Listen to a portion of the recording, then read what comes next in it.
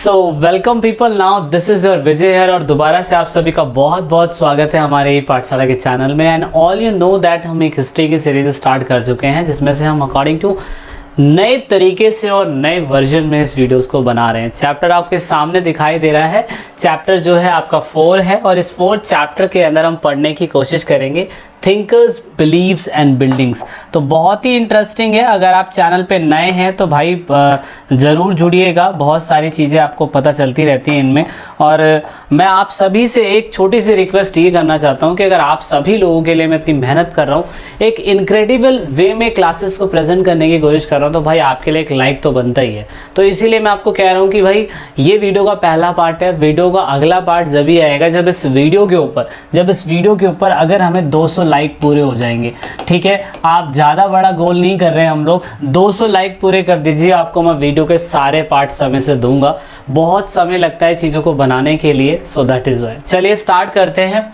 तो अगर आप हमारे चैनल पे नए हैं तो बहुत बहुत स्वागत है आप सभी का। नहीं है तो जुड़ जाइए, जुड़ने से आपको ही फ़ायदा है और हमारे को भी फ़ायदा है, हमारी गैंग में शामिल हो जाइए।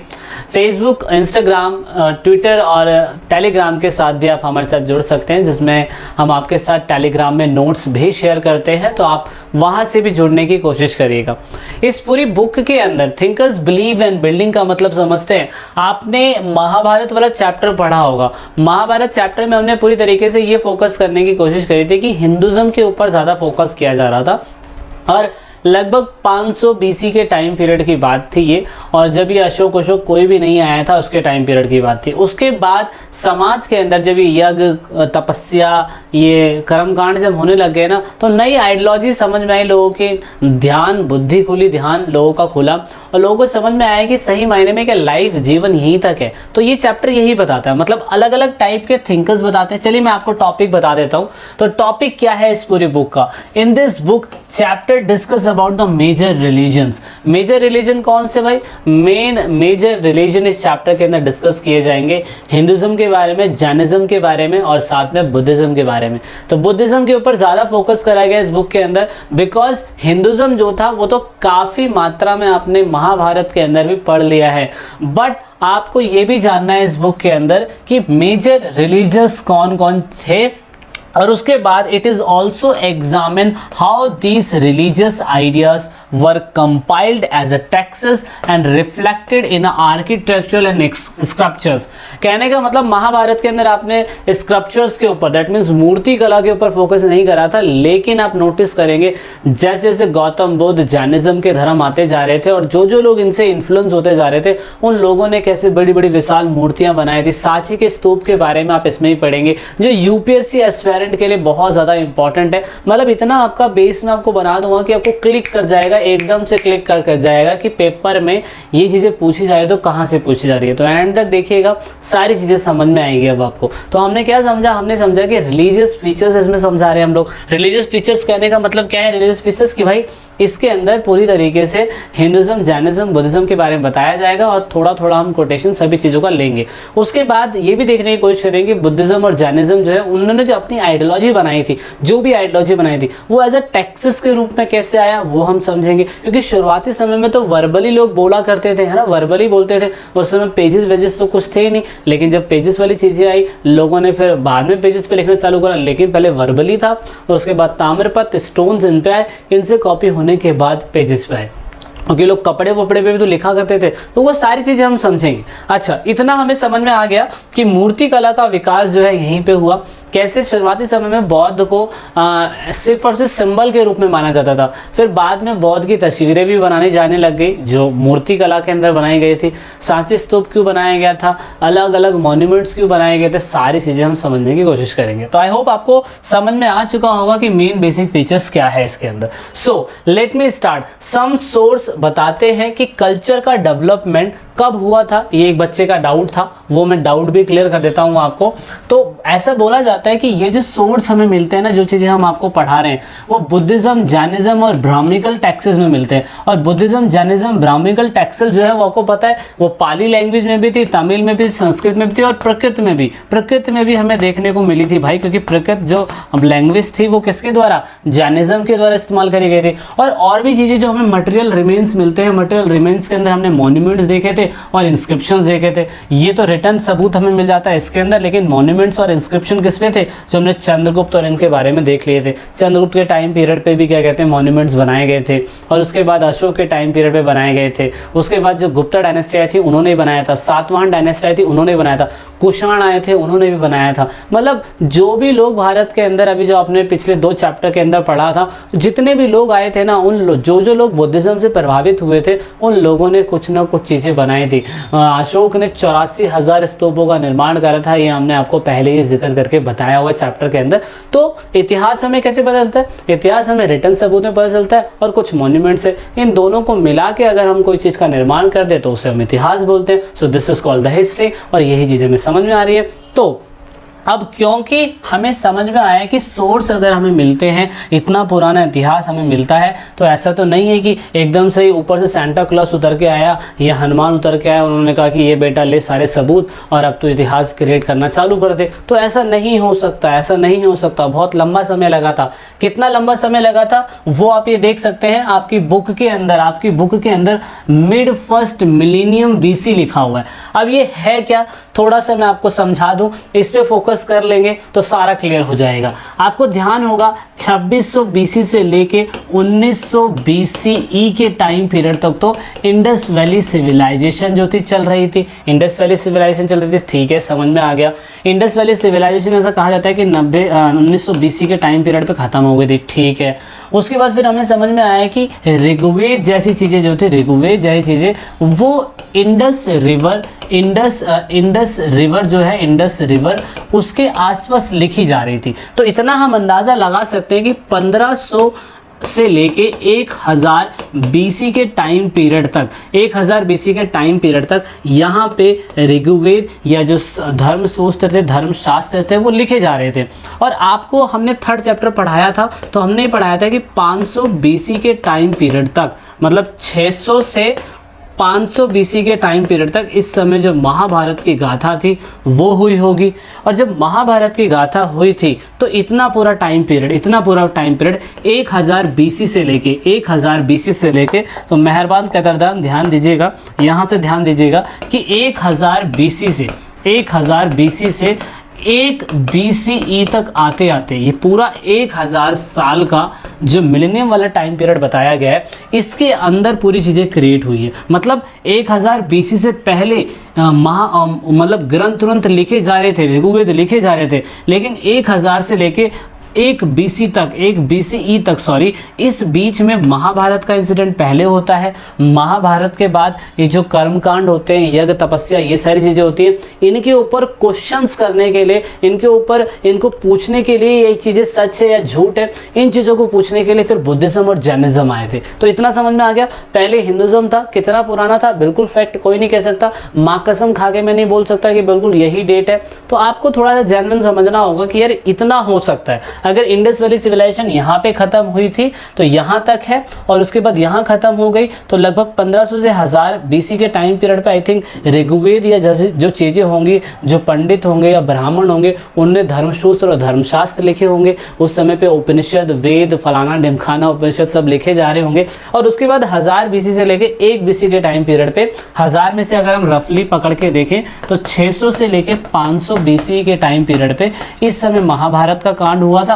और उसके बाद 500 BC के बाद फिर आप देखने की कोशिश करेंगे इस टाइम पीरियड पे क्या हुआ था। इस टाइम पीरियड में पूरी तरीके से हमने फाइनली क्या कर दिया था, क्या कहते हैं जैन धर्म और बुद्धिज्म का अस्तित्व देख लिया था। तो इतना आपको समझ में आ गया होगा। ये 1000 मिलियन की बात है, और बच्चों को पता है ये बेसिक चीज़ें जब समझ में नहीं आती है ना, तो दिमाग में कीड़े काटने लग जाते हैं, समझ में नहीं आता कि हो क्या रहा है, इतिहास कहाँ से घुस रहा है, मतलब महाभारत पहले हुआ या जैनिज्म पहले हुआ या हिंदुज्म पहले हुआ। तो इतना मैंने आपको रफली फिगर बता दिया। आई होप आपको समझ में आया होगा।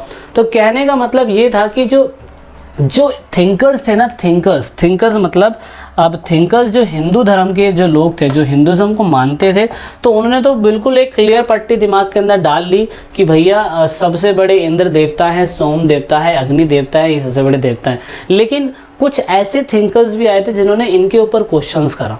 जो थिंकर्स, क्योंकि चैप्टर का नाम क्या है, थिंकर्स बिलीव एंड बिल्डिंग्स। तो थिंकर्स कौन थे? ऐसा नहीं था कि 1000 BC से लेके 1 BC के टाइम पीरियड तक सिर्फ इंडिया में ही थिंकर्स बने थे, अलग अलग जगहों पे थिंकर्स आए थे। थिंकर्स कौन कौन से थे? ईरान के अंदर ज़ेरोस्ट्रिज्म करके एक था, वो आया था।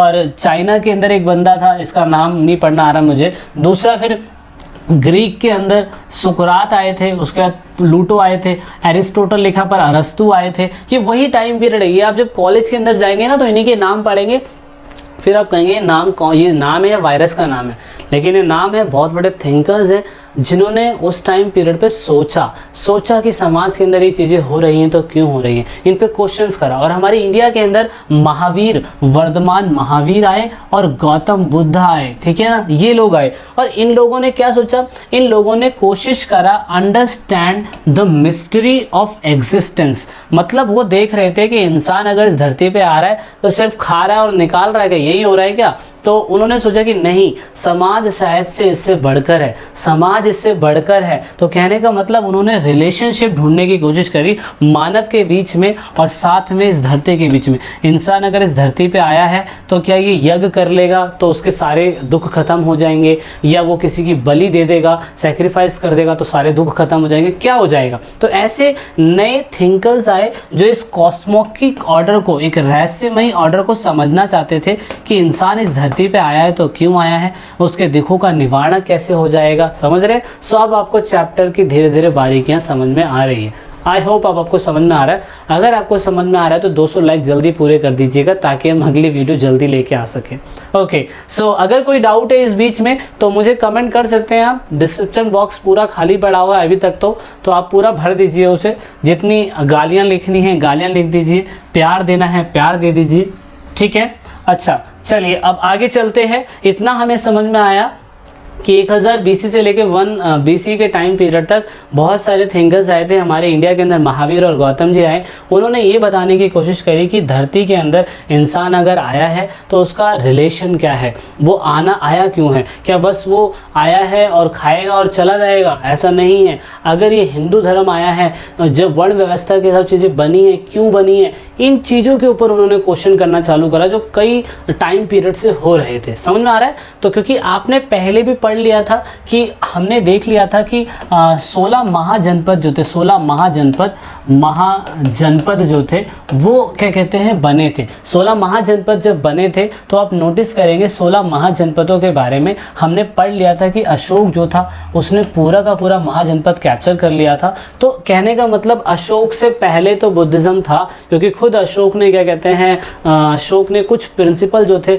बुद्धिज़्म से कैप्चर करे थे। और अशोक के जो दादाजी थे चंद्रगुप्त, उन्होंने जैनिज्म अपनाया था। तो इससे तो बिल्कुल अंदाज़ा हो जाता है कि इनके टाइम पीरियड पर भी हिंदुज़्म था, लेकिन इन लोगों ने हिंदुज़्म को बढ़ावा नहीं दिया, ठीक है। इतना आपने फोकस करना है। इसके बाद जब क्या कहते हैं शुंग डायनेस्टी आई या कवंग डायनेस्टी आई, उन लोगों ने हिंदुज़्म को बहुत ज़्यादा बढ़ावा दिया। और उसके बाद हमारे भारत के अंदर हिंदुज़्म इतना ज़्यादा फैला कि इतना रायता फैला दिया कि जिसका कोई जवाब नहीं। तो इस तरीके से जब नई सिटीज़ बन रही थी तो शुरुआती समय में जो बोलबाला था वो किनका था? शुरुआती समय में बोलबाला किन्हीं और लोगों का।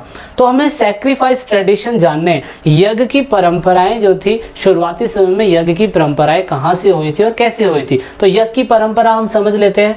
देखिए अर्ली वैदिक ट्रेडिशन, क्योंकि वैदिक ट्रेडिशन वही वाला टाइम पीरियड है जिस समय ऋग्वेद और ये चीज़ें लिखी जा रही थी। तो अर्ली वैदिक परंपराओं के हिसाब से जो परंपरा थी यज्ञ करने की, ये मौजूद थी। क्योंकि इस चीज़ों के बारे में तो हमें पाली में, संस्कृत में, प्राकृत भाषा में, वेदों में, प्रशस्ति में देखने को मिलता था, वेदों के अंदर, कि हाँ ये लोग चीज़ें करते थे। और शुरुआती समय में जब ये यज्ञ करते थे तो ये अग्नि, यानी कि क्या कहते हैं अग्नि समझते हैं आप, फायर।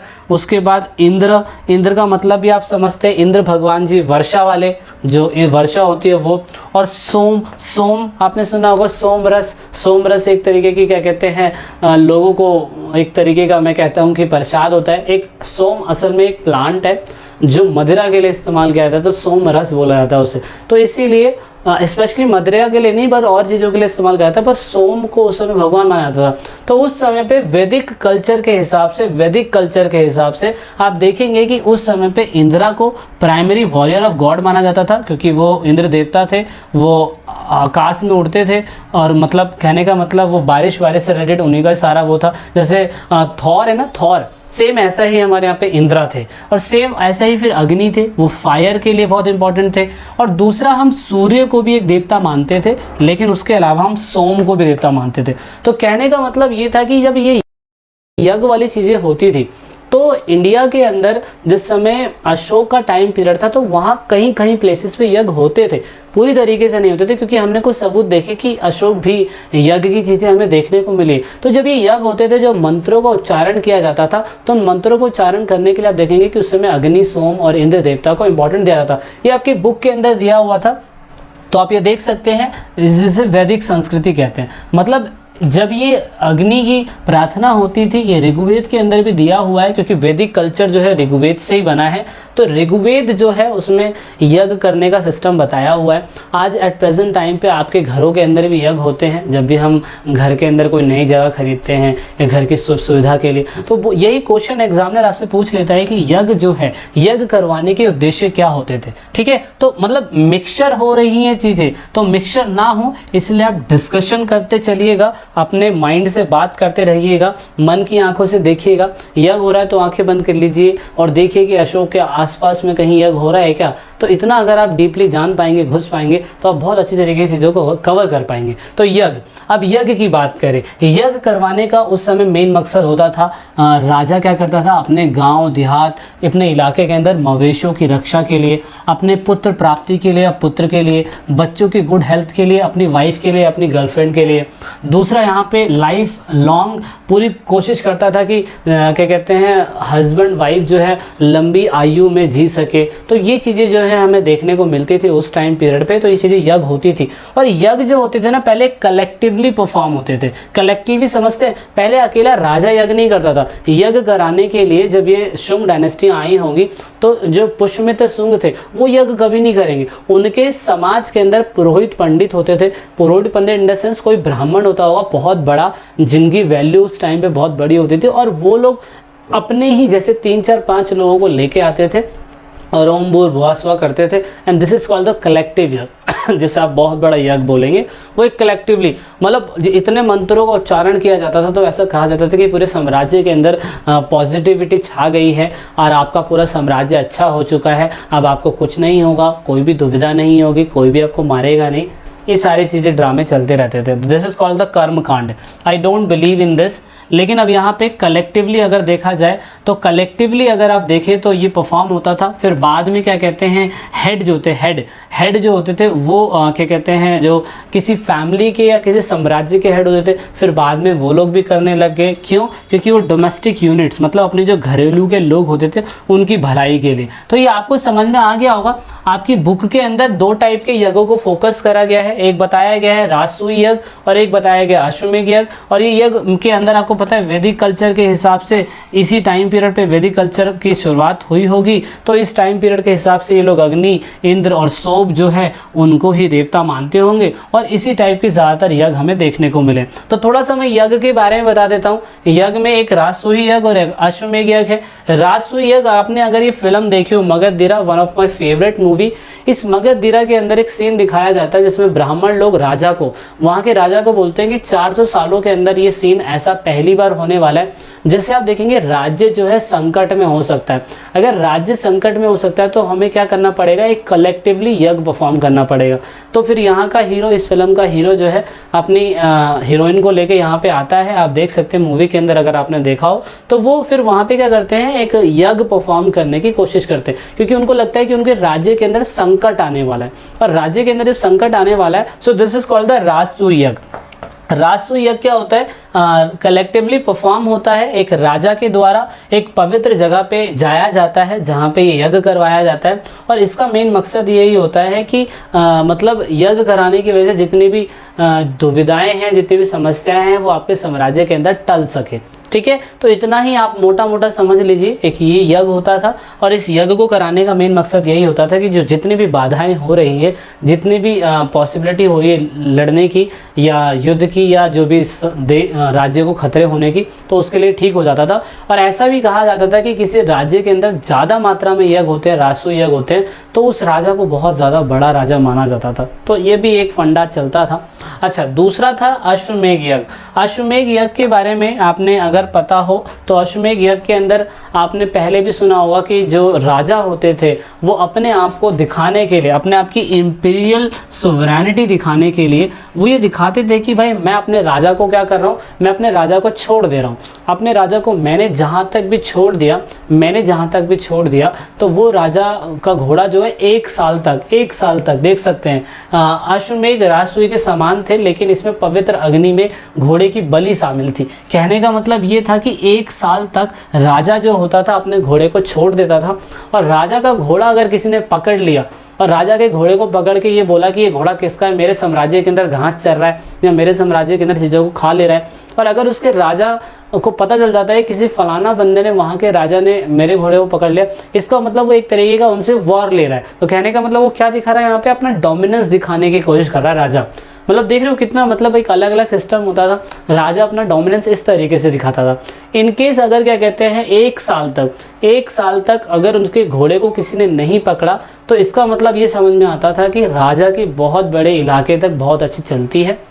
उस घोड़े को लाया जाता था, उसकी बलि दी जाती थी, और इससे बोला जाता कि हाँ राजा की ख्याति बहुत ज़्यादा है। हाँ, अगर 1 साल के अंदर राजा के घोड़े को किसी ने पकड़ लिया, तो इसका कहने का मतलब ये है कि भाई अब राजा से उसको लड़ना होगा। तो ये एक सिस्टम है। और आपको पता है कि राम का एक घोड़ा था, राम भगवान जी का एक घोड़ा था, और राम भगवान जी के जो घोड़े थे उनके ही पुत्रों ने क्या कहते हैं पकड़ लिया था। अगर आपने रामायण देखी हो तो उसके अंदर बताया गया है, तो वहाँ पे भी अश्वमेध यज्ञ के बारे में थोड़ा सा जिक्र है। तो मेरा मेन मकसद है क्या कहते हैं आपको समझाना। तो भाई इतना ही है इस क्लास के अंदर। अगली क्लास के अंदर हम न्यू क्वेश्चंस के बारे में समझने की कोशिश करेंगे। देन हम ये भी जानेंगे कि भाई उस समय जो नित्यवादी और भौतिकवादी जो लोग हुआ करते थे वो कौन हुआ करते थे। अगर आपको ये सारे पार्ट्स कवर करने हैं जल्द से जल्द, तो मेरी बस आप सभी से यही रिक्वेस्ट है कि हमारे चैनल को ज़्यादा सब्सक्राइब करिए, वीडियो अच्छी लगी है तो लाइक ज़रूर करिए। ऐसे कंटेंट किसी और को भी दिखाना चाहते हैं तो उनके साथ शेयर ज़रूर करिए ताकि उनका भी भला हो, ठीक है। और this is it in this video. अब मिलते हैं जल्द ही वीडियो के अगले पार्ट में। तो अपना और अपने चाहने वालों का ध्यान ज़रूर रखें कोरोना काल में। This is it in this video.